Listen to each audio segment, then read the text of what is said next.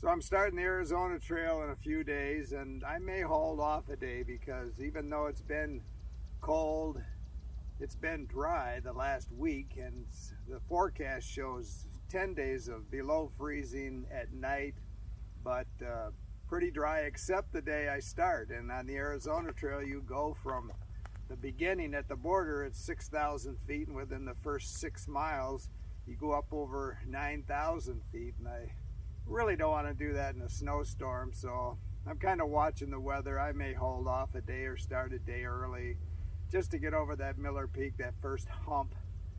But the hardest part for me for through hiking when it's really cold is getting up in the morning, because I like to get up at dark 30. I like to be hiking with my headlamp every day at least a half hour before sunrise, and so it takes me about a half hour to pack everything up and get it in a bag, depending on how brutally cold it is and how much my hands hurt.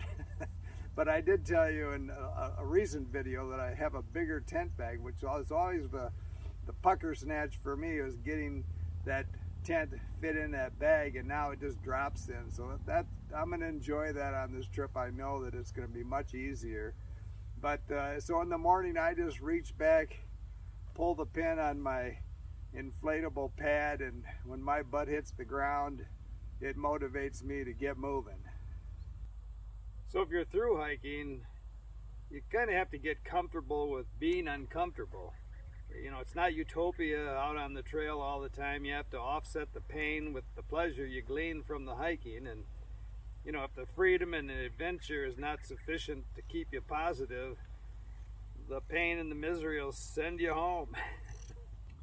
Weight, space, diversity, quality of gear, but also its protective properties. Those are all things you should weigh, not just ounces and grams, but weigh all those things before you make a buying decision. And hiking methods the same way.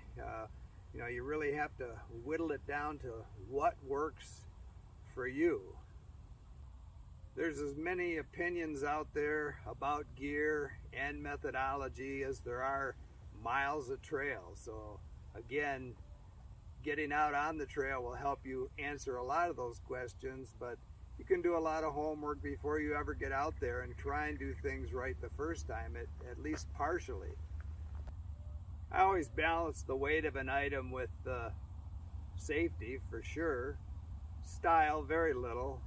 I don't color coordinate out here. If you look at my my black poncho and my Smurf blue gloves, my silver umbrella, I guess that's not styling out here, but it is warm, it is comfortable, it is protective, and those are the things that I look for in gear.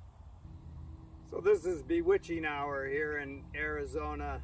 When that sun just hits the horizon, you get these beautiful sunsets, and it doesn't get much better than the Superstition Mountains here.